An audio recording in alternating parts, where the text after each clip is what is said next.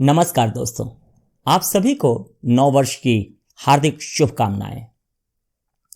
कहते हैं कि सूर्य तो ढल गया, ज्योति का प्रखर बाकी है। साहित्य के समंदर में लहरों का सफर बाकी है। और क्या हुआ जो ढक लिया प्रकाश ने अंधेरे को, कि दीपक तो बुझ गया मगर किरणों का सफर बाकी है। एक और साल बुझ गया है, उम्मीद की नई रोशनी 2023 को देकर। यह वर्ष है अपने उद्देश्य को पहचानने का, लक्षित करने का और उसे प्राप्त करने का। फिलोसोफर मार्क ट्वेन कहते हैं कि व्यक्ति के जीवन में दो ही दिन सबसे महत्वपूर्ण हैं।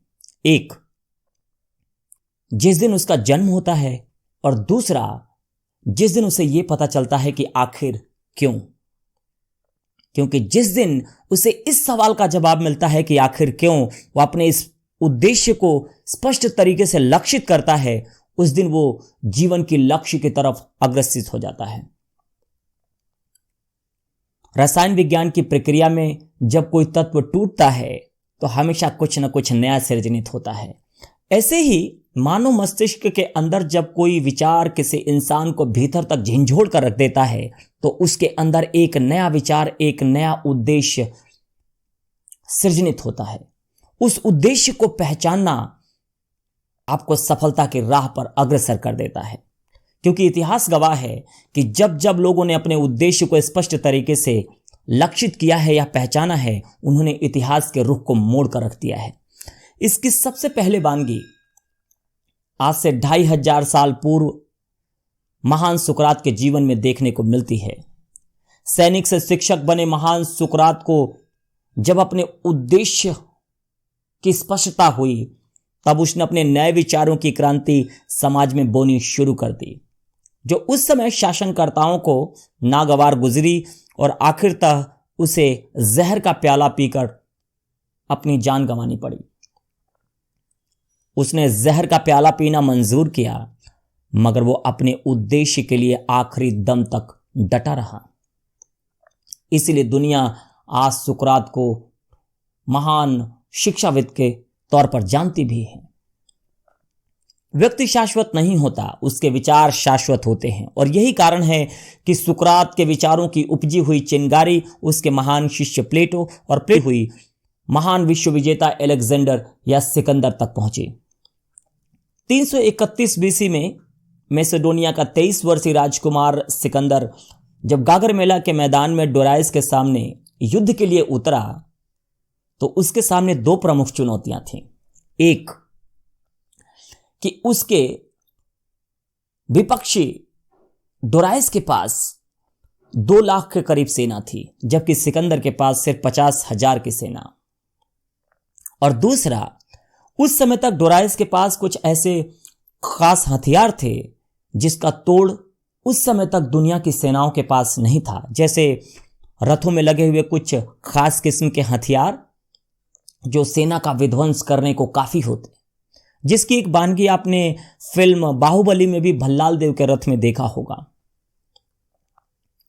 लेकिन महान सिकंदर अरस्तु का शिष्य था।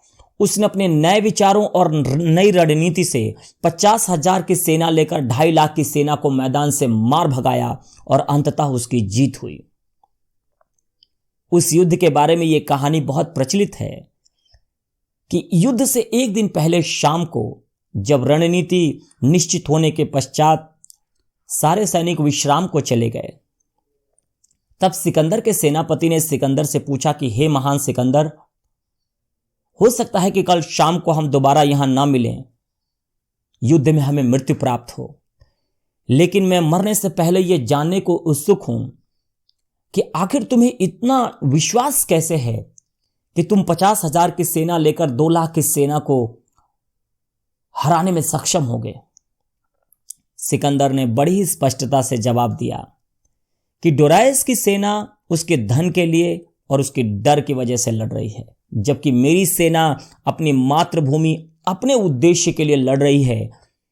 और सिकंदर सही साबित हुआ। उसने 50,000 की सेना के साथ 2 लाख की सेना को मार भगाया।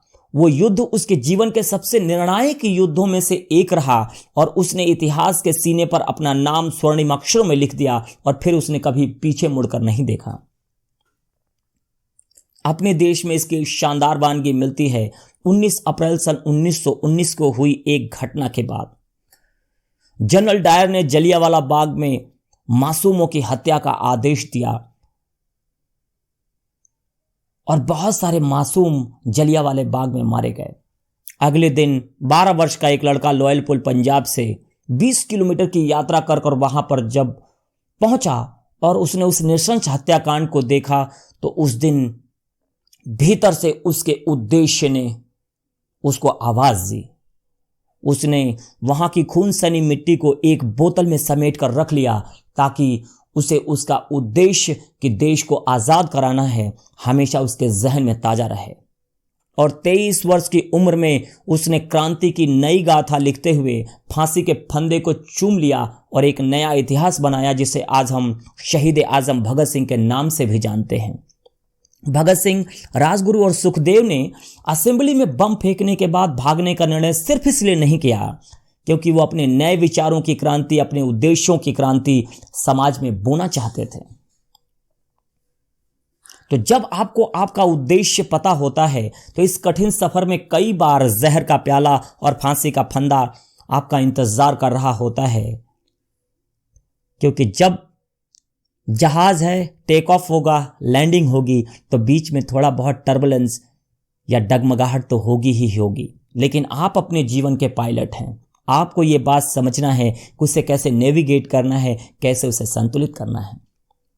आखिर में एक और उदाहरण के स्पष्ट उद्देश्य होने पर आप क्या कर सकते हैं, इसकी वानगी मिलती है राइट ब्रदर्स के काम से। जब उन्होंने हवाई जहाज के आइडिया पर काम करना शुरू किया तो उस समय उनके कई प्रतिद्वंदियों ने भी इस पर हाथ आजमाया। राइट ब्रदर्स के सबसे बड़े प्रतिद्वंदी के रूप में जो नाम उभर कर आया उसका नाम था पीपल लॉन्गली। वो एक बहुत ही रईस व्यक्ति था और हवाई जहाज बनाकर दुनिया में नाम कमाना चाहता था, लेकिन दोनों की टीमों के बीच में भारी अंतर था। राइट ब्रदर्स की टीम को अपना उद्देश्य शुरू से ही स्पष्ट था, लेकिन पीपल लॉन्गली की टीम उद्देश्य रहित थी। जैसे कि पीपल लॉन्गली के पास उस समय तक बहुत पैसा था, वो काफी धनवान व्यक्ति था, जबकि राइट ब्रदर्स सामान्य मैकेनिक थे। पीपल लॉन्गली ने उस समय के सबसे बेहतरीन इंजीनियर्स को हवाई जहाज की नौलाई का निर्माण के लिए काम करने के लिए हायर किया, लेकिन राइट ब्रदर्स के पास चंद मैकेनिक की ऐसी टीम थी जो अपने उद्देश्य को पाने के लिए अपना खून और पसीना लगा रहे थे। पीपल लॉन्गली का मकसद था पैसा कमाना, उसका मकसद था प्रसिद्धि पाना,